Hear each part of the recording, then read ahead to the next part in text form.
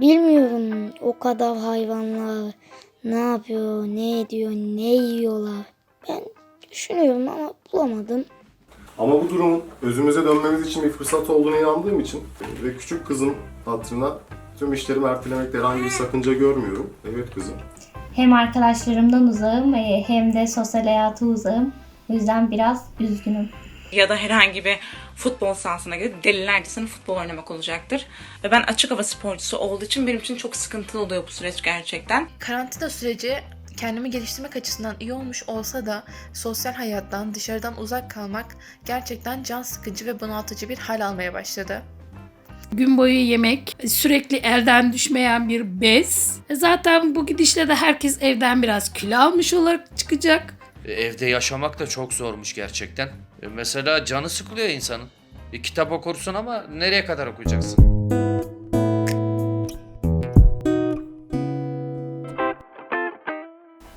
Herkese merhaba. Evde kal günlerinde mikrofon sizde. İşte sizden gelenlerle hazırlanan 3. video. Kanala abone olmayı ve zile basmayı sakın unutmayın.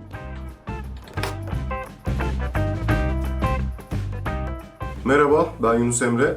Bu küçük hanım da benim kızım Hatun Öykü Dora. Evde kaldığımız bu günlerin en büyük ortağı küçük kızım olduğu için onu da bu videoya dahil etmek istedim. Evde kal bende bir nevi siper savaşları hissiyatı yaratıyor. İnsanoğlunun aslında özünde olup ama bugün itibariyle kaybettiği değerlerine tekrar sahip olabilmesi için kazanması gereken bir savaş olduğuna inanıyorum. Yitirilen merhametin, kaybedilen vicdanın ve unutulan bir Türk töresinin felsefesi olan doğaya ve insana sevgi anlayışının tekrar kazanılabilmesi için verilmesi gereken bir mücadele olduğuna inanıyorum. Tabii her savaşta olduğu gibi bu savaşta da kazananlar ve kaybedenler olacak muhakkak. Cehalet gömleğini üzerinden sıyırıp atmayı başaranlar, erdem ve bilgi merdivenlerinin basamaklarını tırmanmaya başlayanlar ve en önemlisi de bir şaman öğretisi olan, esasında insanın doğaya ait olan küçücük bir unsur olduğunu farkına varanların ancak kazananlar olacaklarına inanıyorum. Merhaba. Bu Covid-19'u ilk duyduğumuz zaman Çin'de insan zannediyor ki kendi ülkesine gelmeyecek ama bizim ülkemize de geldi maalesef. Ben bayağı bir tedirgin oldum. İlk işimiz işte normal alışverişlerimizi yapıp duyar duymaz evde oturmak oldu. Mümkün olduğu kadar da çıkmamaya çalışıyoruz. Alışverişimizi toplu olarak yapıp getiriyoruz.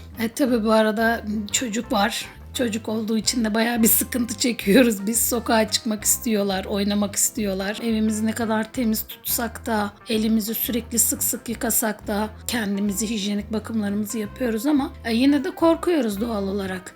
Merhaba arkadaşlar, benim adım Rabia Sarıgül. Marmara Üniversitesi Spor Bilimleri Fakültesi Spor Yöneticiliği okumaktayım. Size bu pandemi süreci hakkında neler yaşadıklarımı, neler hissettiklerimi aktaracağım. Ben sporcu bir insanım ve aktif olarak sporla uğraşıyorum. Bu süreç benim için çok zor geçmekte. Çünkü evde yeterli alet olmadığı için evde sporumu yapamıyorum. Ve ben açık hava sporcusu olduğu için benim için çok sıkıntılı oluyor bu süreç gerçekten. Merhabalar. Biliyorum karantina günlerimiz geçiyor. Hepimiz sıkıldık ama koronavirüs nedeniyle hiçbirimiz dışarı çıkmıyoruz. Bilmiyorum o kadar hayvanlar ne yapıyor, ne ediyor, ne yiyorlar. Ben düşünüyorum ama bulamadım. Merhaba, benim adım İpek, soyadım Öztürk. Tepe Anadolu Lisesi'nde okuyorum. Üzüntülüyüm ve mutsuzum. Hem arkadaşlarımdan uzağım hem de sosyal hayata uzağım. O yüzden biraz üzgünüm. Merhabalar. Covid-19 gündemimiz bomba gibi düştü. Dünyayı kastı kavurdu. Bulaşıcı bir hastalık tabii ki. Gözle görülmediği için herkes endişe duyuyor. Halbuki 5 saniyede bir çocuk ölüyor açlıktan dünyada. Ama bunları kimse görmüyor. Hep göz ardı ediyor. Dünyada işte diyor ki 50 bin kişi ölmüş. 50 bin kişi nedir ki o açlıktan ölen çocukların? Ama neden öyle? Çünkü açlık bulaşıcı olmadığı için. Merhaba, ben Ezgi. Kırklareli Üniversitesi Bilgisayar Programcılığı 1. sınıf öğrencisiyim. Ne hissediyorum? Aslında bakılırsa bir yandan mutlu bir yandan mutsuzum. Çünkü yani karantina süreci kendimi geliştirmek açısından iyi olmuş olsa da sosyal hayattan, dışarıdan uzak kalmak gerçekten can sıkıcı ve bunaltıcı bir hal almaya başladı. Evde kaldığım günlerde çok aktif bir yaşantım var diyemem çünkü malum bizler orta sınıf insanların geçim kaygısı sebebiyle kızıma çok fazla vakit ayıramıyordum gerek ben gerekse eşim. Uyanık olduğu her an, kızımın uyanık olduğu her an kendisiyle beraber vakit geçiriyoruz. Onunla oyunlar oynuyoruz, şarkılar söylüyoruz, danslar ediyoruz. Ancak Öykü Dora yattığı zaman bir şeyler yapabiliyorum, kendime vakit ayırabiliyorum. Ve bu şey mecburiyetten değil, bunu arzuladığım için bu şekilde oluyor. Çünkü dediğim gibi hem eşim hem ben çalışan insanlarız. Gün içinde henüz 15 aylık olmasına rağmen bakıcısıyla vakit geçirmek zorundaydı Öykü Dora. Ama bu durumun...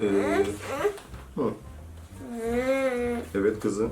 Ama bu durumun özümüze dönmemiz için bir fırsat olduğunu inandığım için ve küçük kızın hatırına tüm işlerimi ertelemekte herhangi bir sakınca görmüyorum. Evet kızım. Bol bol Öykü Dora'yla vakit geçiriyor. Akşamları ise... evet kızım. Akşamları ise kendime vakit ayırıyorum. İşte YouTube kanalıma bir içerik hazırlamaya çalışıyorum. Öğrenmeye çalışıyorum. Koşturmacalı hayatımızda aile büyüklerime çok fazla vakit ayıramıyordum. Onları ayıramıyordum. Artık bugünlerde çok büyük kaygılarımız olmadığı için evde kalmak dışında her gün ailemle görüşüyorum ve bu beni gerçekten çok mutlu ediyor. Neler yapıyoruz evde? Temizliğimiz, kahvaltımız, gün boyu yemek, sürekli elden düşmeyen bir bez. Her yere hijyenik yapacağım, temiz yapacağım diye. Çocuğun okulu var. Mecbur zaten günlük bir yaklaşık 2 saat, 3 saat yayınlanan EBA programındayız. Ders yapıyoruz. Tabii ki ders yaptırmak evde çok güç oluyor. Mecbur onunla beraber oturuyoruz, ders yapıyoruz. Bilgilerim tazeleniyor. Onunla beraber tekrar okula gidiyorum. Yani bittiği zaman tabii kavga dövüş yapıyoruz biz bunları. Yani sonuçta yapıyoruz ödevlerimizi. Evde olmak çok stresli bir şey. Sakin insan bile yeri geldiği zaman gerçekten seviye aşıyor bazen. Çünkü bütün gün boyunca artık evde olduğun zaman ne yapacağını şaşıyorsun. Yani sürekli yemeğe sarıyorsun. Bir şeyler yapıyorsun. Zaten bu gidişle de herkes evden biraz kilo almış olarak çıkacak. 20 yaş altı olduğum için sokağa da çıkamıyorsun.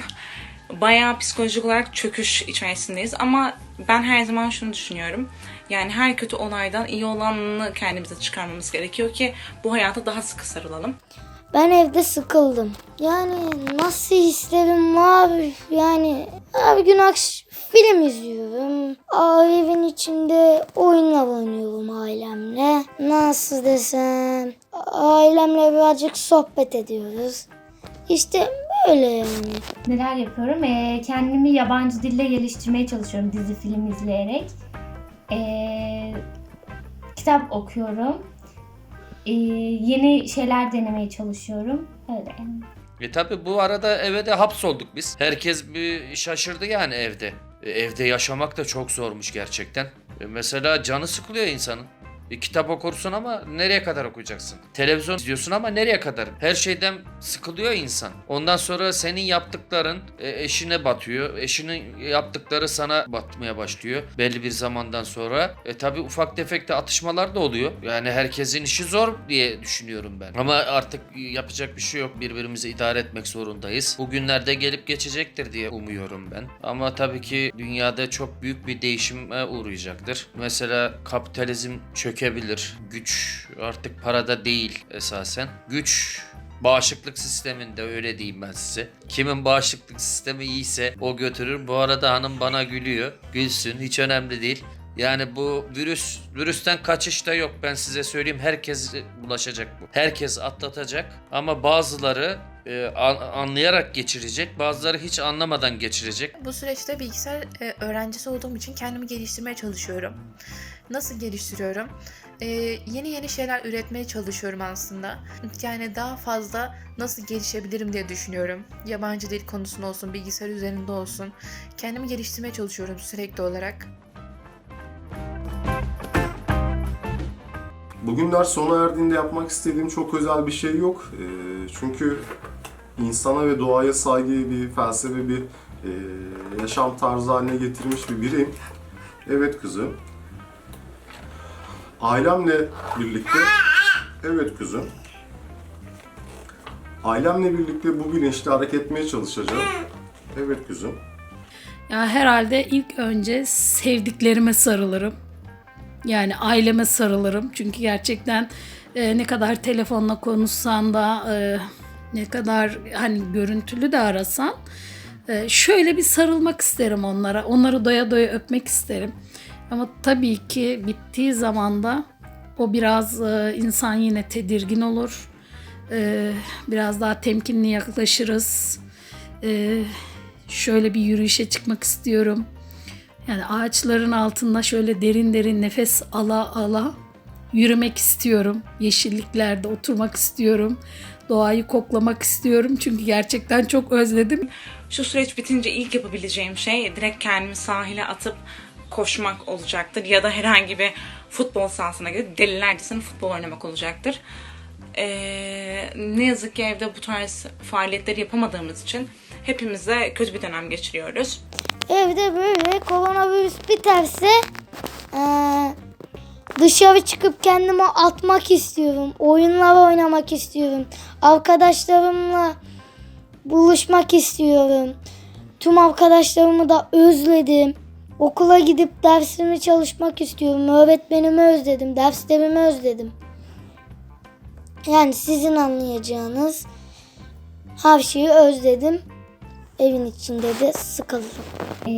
Arkadaşlarımla buluşmak istiyorum. Sevdiklerimle buluşmak istiyorum. Bu kadar. İlk yapmak istediğim şey ailemle beraber gezip dolaşmak, yemek yemek, kafeteryaya gitmek, yürüyüş yapmak, sonra işime başlamak. Şu an oturuyoruz tabii, işe gidemiyoruz. Bunları yapmak isterim. Karantina bittikten sonra ilk yapacağım şey herhalde kendimi bir sahile atıp böyle deniz kokusu yani deniz havasını almak istiyorum. Böyle uzun yürüyüşler yapmak istiyorum. Arkadaşlarımla görüşmek istiyorum. Yani bu tarz şeyler yani aslında herkesin istediği şeylerdir. Son olarak ise bu savaşı tüm insanlığın kazanması gerekiyor. Çünkü bizler bugünlerimizi yarınlarımız olan çocuklarımızdan emanet aldık. Onlara sağlıklı bir gelecek bahşedebilmemiz için, bırakabilmemiz için bugün evde kalmamız gerekiyor. Evde kalan herkese duyarlılıkları için teşekkür ediyorum.